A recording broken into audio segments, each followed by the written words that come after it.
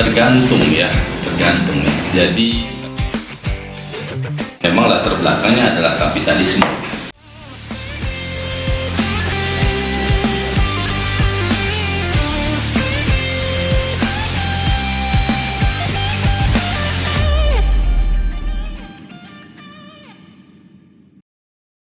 Halo semua, balik lagi bersama kami, aku Naila dan Iza di Podcast Rat 2024. Orang sini keluar, orang luar ke sini.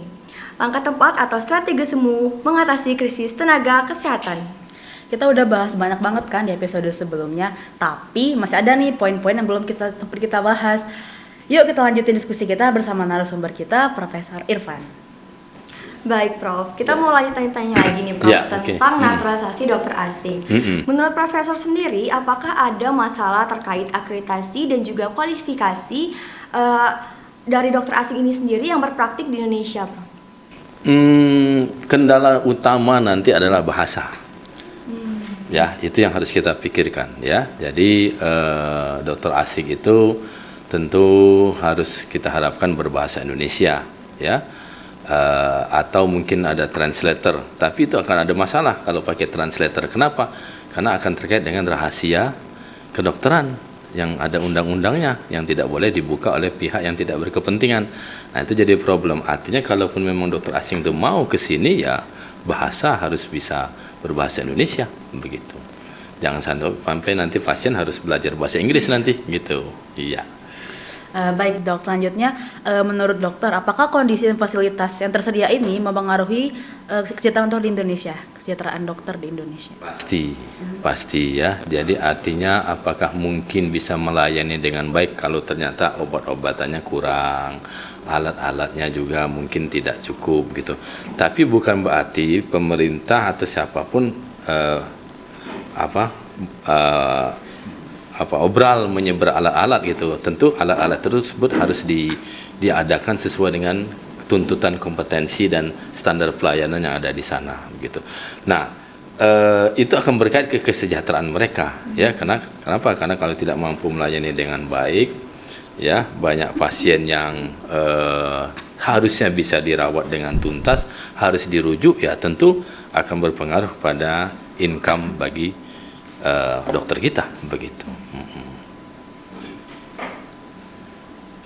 Nah, dengan masuknya dokter asing ke Indonesia ini, Prof, bagaimana dampaknya terhadap kualitas pelayanan kesehatan di daerah-daerah terpencil, Prof? Saya belum bisa menjawab dengan clear gitu. Tapi seperti yang saya bilang pada yang lalu ya, bahwa apakah mau dokter asing itu berada ke tempat terpencil gitu, atau jangan-jangan pada berlomba-lomba di kota besar ya, bersaing dengan dokter lokal yang sudah penuh sesak gitu. Artinya kalau mereka tidak mau ya percuma gitu ya. Jadi artinya yang penting adalah pemerintah harus turun tangan bagaimana caranya agar di daerah perifer itu ada yang mau bertugas di sana. Berarti ada konsekuensi apa? Kesediaan alat, kesediaan obat-obatan, fasilitasnya, tentu saja kesejahteraan ya, dan di samping itu juga semua konsekuensi yang lain seperti itu. Sehingga para dokter-dokter itu tidak peduli apakah dia dokter asing ataupun dokter Indonesia mau bertugas di tempat seperti itu. Begitu, ya. Tadi kan dokter udah bilang pasti bahasa kan yang jadi kendala bagi dokter asing kalau misalnya terjun ke sini. Lalu apakah selain komunikasi, apakah ada kendala lain dok yang mungkin terjadi? Kultur, udah pasti ya, kultur ya. Jadi belum tentu apa yang sense ya, jadi artinya sensitivitas dari psikologis ya, mungkin bagi dokter asing itu tidak masalah, tapi bagi kita yang sangat sensitif akan suatu isu tersebut jadi masalah. Contoh aja satu ya, misalnya kalau dokter anak nih kan pasti semua sepakat nih air susu ibu itu utama ya kan, masih dokternya akan menasihati seperti itu. Tapi coba dokter dari Jepang misalnya, itu melanggar HAM kalau bicara ASI. Nah, mereka bilang, no need ASI lah. Loh, ini dokternya. Nah, kalau seandainya dari Jepang, kita nggak tahu ya. Artinya kultur juga seperti itu. Nah, yang berikut juga perlindungan. Artinya begini, dokter asing itu domisilinya di mana? Ya, kalau dia memang datang dan pergi, terus kalau ada komplikasi bagi pasien itu, terus dia pergi, gimana? Siapa yang akan bertanggung jawab? Jadi memang harus ada perlindungan hukum, baik itu untuk masyarakat maupun untuk dokternya sendiri. Ya, jadi harus ada kontraknya jelas seperti itu. Nah, Prof, kalau kita lihat dari perspektif masyarakat umum nih, Prof, bagaimana banyak kan warga negara Indonesia ini kan yang lebih memilih untuk berobat ke luar negeri kan, Prof? Sebagian, Ya. sebagian. Nah, menurut yang Prof sendiri, tadi. apa faktor yang mempengaruhi masyarakat ini malah lebih memilih kehadiran dokter asing di wilayah mereka atau berobat ke luar negeri sendiri, Prof? Tadi pelayanan generik menurut saya itu yang paling utama. Artinya dokter-dokter di sana itu memang sudah dididik dan dikondisikan untuk memberikan pelayanan yang prima, ramah begitu ya. Dan ya tentu konsekuensinya akan mahal ya, begitu kan, akan lebih mahal. Nah, saya melihat di dalam negeri itu sudah mulai seperti itu ya. Banyak klinik-klinik utama ya yang khusus spesialis itu sudah memberikan pelayanan yang sudah sangat-sangat baik seperti itu gitu. Jadi banyak masyarakat tuh merasa bahwa kalau ke dokter di Singapura atau di Malaysia itu dilayani kayak seperti inilah raja lah, seperti itu ya. Nah, apakah di Indonesia tidak mungkin? Bisa. Tapi untuk saat ini dengan sistem jaminan sosial, di mana satu dokter harus melayani 200 pasien misalnya dalam waktu 4 jam, apakah mungkin memberikan pelayanan seperti itu? Anda hitung saja, 200 pasien 4 jam berarti satu pasien 1 jam 50 pasien, berarti harus melayani 1 menit sampai 2 menit. Mungkin tidak dia harus bertanya pada banyak hal? Tidak. Artinya bukan hanya sesederhana itu ya, sistemnya juga harus berubah begitu. Itu jadi ya tidak bisa kita langsung melayani. Ya mau sih dokternya mau gitu ya, asal nanti saya digaji yang sama. Masalah gini, kita dengan sistem jaminan sosial dokter masih dibayar out of pocket. Kenapa? Karena dihitung per pasien, tidak lagi remun. Kalau di Jepang saya bilang tadi, pokoknya dokter praktek di sini dari pagi, dari jam 8 sampai jam 16, jam 4 sore, gajinya 150 juta per bulan. Nah, nanti melayani pasien berapa? Ya 10 saja, Dok. Oh, mau, saya juga mau seperti gaji 150 juta, 10 pasien sehari dengan wah saya lama-lamain pedigree, saya catat, saya konseling, mau semua pasti. Ya kan? Tapi nggak begitu. Kita kan karena pasiennya banyak bertumpuk ya, ada 200 pasiennya seperti itu. Nah, jadi memang sistem yang harus dipikirkan. Nah, bagaimana memikirkannya? Ya orang-orang para pelaku kebijakan lah yang tahu gitu. Seperti itu. Baik dokter, berbicara kolaborasi dok, ada nggak sih cara memastikan kolaborasi yang efektif antara dokter lokal dan dokter asing dalam melayani masyarakat Indonesia? Pertama kita harus menseleksi dokternya dulu, selektif pada dokternya. Berarti dokter itu harus mau memberikan transfer of knowledge, bukan sekedar menjadikan pelayanan dia di Indonesia ini sebagai ajang untuk dia mencari keuntungan sebesar-besarnya. Itu jangan. Ya, artinya dia harus datang ke Indonesia, terus mau bermitra dengan dokter di Indonesia dan mau mengajarkan, memberikan keilmuannya kepada dokter di Indonesia. Itu harus nomor 1 menurut saya. Begitu, supaya kita bisa ada manfaat untuk kita. Begitu. Nah, menurut Prof sendiri kita besok lagi Prof ngomongin tentang biaya, Prof. Nah, bagaimana kehadiran dokter asing ini mempengaruhi biaya pelayanan kesehatan di Indonesia? Pasti mungkin lebih mahal apa gimana, Prof? Ya itu tadi, saya tidak yakin kalau seandainya di cover oleh jaminan sosial, saya nggak tahu dokter asing itu mau nggak, gitu.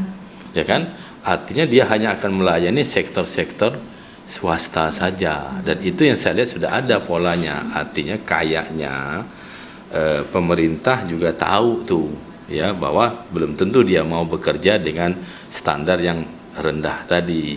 Artinya kayaknya dokter asing tadi datang atas nama corporate.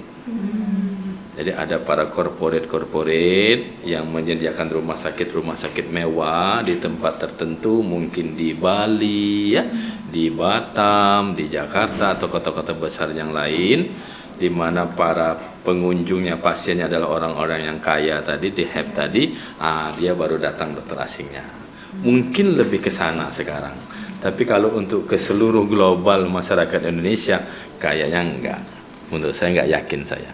Gitu. Oke dok, balik ke kendala tadi, kan tadi dokter bilang ada bahasa sebagai kendala utama dokter asing. Nah, apa sih dok solusi yang mungkin diterapkan untuk mengatasi hambatan bahasa antar pasien dengan dokter sama lah kayak kita kalau mau dapat beasiswa ke Jepang, ya harus belajar bahasa Jepang dulu. Ke Jerman harus 6 bulan belajar di Goethe Institute dulu. Nah, begitu juga mereka harus belajar dulu bahasa Indonesia, seperti itu. Nah, selain hambatan bahasa nih Prof, maraknya kan penyakit tropis yang ada di Indonesia ini juga merupakan sebuah tantangan dan pastinya Prof untuk mendatangkan dokter asing tersebut. Nah, apa saja penyakit-penyakit endemik utama yang terdapat di Indonesia dan menurut Profesor sendiri bagaimana prevalensinya dibandingkan dengan negara lain Prof? Kalau pola penyakit untuk urusan tropical medicine ya, penyakit-penyakit tropical infection, Indonesia ya nomor 1 lah masih ya, sama mungkin barengan dengan Thailand gitu ya. Jadi artinya untuk penyakit-penyakit khas Indonesia, dokter asing yang dari Eropa mungkin nggak akan paham. Ya, dokter asing dari Amerika nggak akan paham, kecuali dokter asing itu datang dari Filipina ya. Yang jadi problem kita tuh bukan dari DHEP tadi, dari Eropa, dari Amerika mungkin nggak mau dia ke sini. Tapi yang akan jadi problem kita adalah nanti adalah dokter asing yang mau dibayar murah. Itu, nah itu yang tadi agak-agak ini ya. Artinya dari India gitu kan, kemudian dari Filipina ya, dari Cina. Itu bakal datang berbondong-bondong karena di tempat mereka sendiri mereka tidak sejahtera.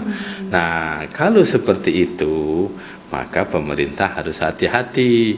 Apakah kompetensi mereka itu lebih mumpuni dari kompetensi dokter Indonesia? Saya punya tanda tanya besar seperti itu, mengingat pengalaman saya meninjau melihat konsep pola pendidikan mereka. Saya tidak yakin mereka lebih kompeten dari kita. Nah, tapi kadang-kala kendalanya mereka datang tadi atas nama korporasi. Begitu, ada investor asing menginvestasikan fasilitas kesehatan di Indonesia, ya, bikin rumah sakit lah segala macam berbau internasional. Nah, mereka mau mendatangkan dokter dari India, dari apa yang memang bekerja ke mereka. Nah, itu yang saya khawatirkan terjadi. Kenapa? Karena begini, mereka para dokter itu nanti akan dijadikan agent saja. Nanti menampung pasien, menerima pasien, nanti dikirim ke Singapura, dikirim ke Malaysia, dikirim kemana. Jadi seperti kayak agen penjualan gitulah. Seperti itu, agen jasa gitu. Nah, itu yang tidak boleh terjadi. Baik dok, berbicara tentang penyakit tadi dok, apa saja sih faktor utama yang mempengaruhi perbedaan epidemiologi penyakit-penyakit antara seluruh negara di dunia? Iklim pasti ya, iklim bahwa Indonesia ini adalah negara tropis ya, 2 musim, di mana kelembapan tinggi, tentu faktor-faktor penyakit tropis itu sangat tinggi sama kayak Brazil ya, di daerah Khatulistiwa. Nah, sementara kalau di luar negeri, di daerah-daerah Eropa Utara itu kan iklimnya kering gitu ya. Nah, sehingga pola penyakit infeksi tropis itu tidak banyak di sana gitu. Nah, tapi ada satu hikmah sebenarnya. Kenapa? Karena di luar negeri itu pernah tuh heboh misalnya E. coli membunuh. Di Indonesia nggak ada E. coli yang membunuh. Kenapa? Karena orang-orang Indonesia sudah kebal imunitasnya. Gitu. Itu keunggulannya ya. Oke, karena ada daya imunitas.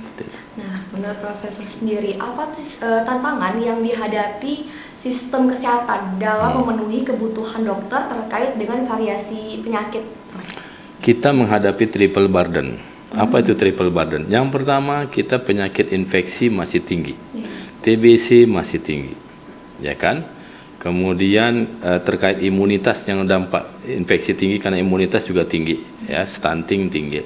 Kemudian di sisi lain penyakit degeneratif sudah jadi nomor 1 juga, jadi 2, ya. Kalau di luar negeri mungkin penyakit infeksi tropis sudah enggak lagi, ya kan? Dia konsentrasi pada penyakit degeneratif. Nah, burden yang ketiga, Indonesia nggak punya duit. bagaimana membiayai itu, begitu, ya kan? Dengan fasilitas-fasilitas yang layak, yang dengan sistem promosi dan, nah ini tadi satu lagi kebijakan. Saya melihat saat ini semenjak saya jadi dokter sudah 30 tahun, ya, saya merasakan bahwa belum adalah kebijakan yang efektif yang tepat untuk untuk bidang promotif dan preventif. Ya, nah penanggung jawabnya ya di Kementerian Kesehatan. Malah sekarang Kementerian Kesehatan sibuk ngurusin SDM, begitu, sibuk ngurusin pendidikan dokter yang sudah ranahnya ranah pendidikan. Nah itu bagaimana dengan preventif promotifnya program Kemenkes itu? Nah itu yang belum tahu saya sampai sekarang.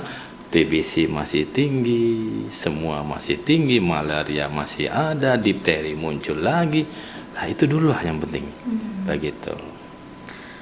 Baik dok, kalau mungkin saya rangkum menurut dokter, jadi solusi apa sih yang seharusnya diterapkan selain mendatangkan dokter asing ke Indonesia dalam mengatasi krisis ketenaga kesehatan? Seharusnya para pelaku dokter itu diajak duduk bersama. Ini konsepnya seperti apa, begitu. Maunya para dokter itu seperti apa, ya, maunya pemerintah seperti apa, maunya pengusaha seperti apa, begitu, investor kan, karena tanpa mereka juga kita tidak bisa apa-apa. Mereka punya uang kan untuk membiayai hal itu. Nah kita duduk bersama, ya, atas dasar saling percaya dengan dasar tadi keuntungan bersama, kesejahteraan bersama, gitu. Nah, tidak sampai habis main tabrak saja gitu kan. Nah, ini kan sekarang ini kan terkesan nih, ya, semuanya serba dipaksakan. Mulai dari lahirnya undang-undang kesehatan, munculnya peraturan pemerintah, permen, semua seolah-olah diambil alih begitu. Nah, hanya apa yang terjadi, gontok-gontokan, energinya besar kan. Sementara masyarakat terabaikan. Ya enggak? Sebagai contoh, misalnya ada satu program pendidikan dianggap adanya bully. Tutup rumah pendidikan tersebut lah. Itu siapa yang jadi korban? Kan peserta PPDS-nya. Terus siapa lagi? Ya pelayanan terganggu. Nah, pola-pola seperti itu yang harusnya tidak bisalah kita kerjakan. Artinya kita yuk kumpul sama-sama nih. Mana solusi yang bagus, ya? Tentu akan ada proses tarik ulur seperti itu. Begitu. Kita kan dokter kan intelek lah, maulah mendengar, maulah negosiasi, dan logis lah kita berpikir, ya, tidak maksudnya egois kita, oh pokoknya enggak, kita asal itu logis, masuk akal, dan kita tidak susah, pasti semua ikhlas akan menerima kebijakan baru tersebut. Begitu. Nah, kalau Prof bisa melihat nih, bagaimana Profesor memandang masa depan dokter di Indonesia ini, Prof? Memang sekarang seolah-olah saat ini agak suram, ya, tapi insya Allah lah nanti akan ada proses adaptasi, ya. Kita hidup ini kan selalu mampu. Orang yang hebat itu kan menurut Darwin kan bukan yang paling kuat, ya, bukan yang paling hebat, paling pintar, tapi siapa yang mampu beradaptasi. Saya yakin kita sudah ditempa. Sistem pendidikan kedokteran sudah sangat teruji, sudah ribuan tahun bahkan, ya kan, sehingga para dokter-dokternya dicetak pun sudah teruji. Saya yakin akan ada cara nanti untuk bisa menemukan polanya. Ya memang sekarang ini kadang-kadang kelihatan crowded gitu, ya, tapi nanti akan ada satu pattern, oh seperti ini. Nah itu kita tunggu saja, ya. Cuman satu hal saya berharap bahwa ayo semua saling mendengar, saling lepaskan ego masing-masing. Bukan saya yang paling hebat, bukan saya paling kuat, tapi ayo kita sama-sama untuk mencari solusi demi melindungi masyarakat Indonesia. Kenapa? Begini contoh saja. Sekaliber Amerika pun tidak mau meliberalisasi sistem kesehatannya. Negara Amerika yang terkenal demokratis, yang terkenal liberal, tidak mau meliberalisasi sistem kesehatannya, sistem pelayanan kedokterannya. Kenapa kita mau diliberalkan? Ada apa? Nah itu yang saya tidak tahu.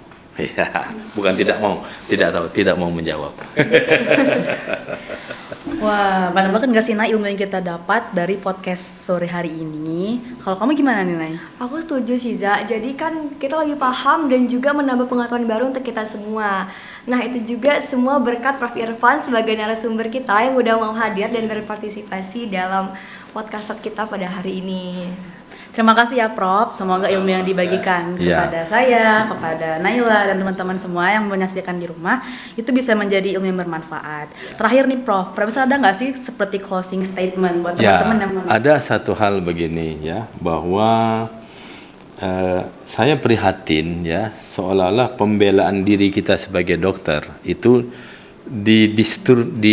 distorsikan oleh para buzzer ya, para pelaku media sosial yang akhirnya menjebak kita sendiri. Misalnya kita berteriak ini nggak benar, ini nggak bagus, seolah-olah dokter mau enaknya sendiri, dokter yang ini sini, hanya seolah-olah apa yang kita perjuangkan itu dianggap seolah-olah kepentingan hanya profesi kita. Tidak sebenarnya, ya. Bahwa mari sama-sama adik-adik semua di sini, podcast di sini, semualah, ya. Mari kita kibarkan atau siarkan bahwa apa yang kita perjuangkan itu cuma satu kok, yaitu untuk kesejahteraan seluruh masyarakat Indonesia. Bagaimana masyarakat akan sehat kalau dokternya tidak sehat? Seperti itu. Dan ingat bahwa cikal bakal perjuangan kemerdekaan Indonesia itu lahir dari para dokter. Ya, yang sudah berpikir 30-40 tahun sebelum Soekarno berpikir untuk merdeka. Ya kan? Cipto Mangunkusumo, Wahidin Sudirosodo itu punya pikiran yang tajam. Ya kan? Mereka menginisiasi kebangkitan nasional. That is a doctor. Ya kan? Pada saat itu akhirnya para pelaku politik muncul berikutnya. Nah, kita juga begitu. Ya, kita dokter ini harus menunjukkan bahwa kita berpikir untuk kepentingan Indonesia ke depan, begitu. Ya, terima kasih semuanya. Banyak Prof. Nah, nggak kerasa ya, kita udah harus berpisah nih Za sama listener kita. Nanti kalau kelamaan keburu nyaman nih. Nggak terasa ya waktunya ya. Iya. Nah, saya Naila dan rekan saya Iza, kami berdua pamit undur diri dan sampai jumpa di episode podcast selanjutnya. Terima kasih semuanya.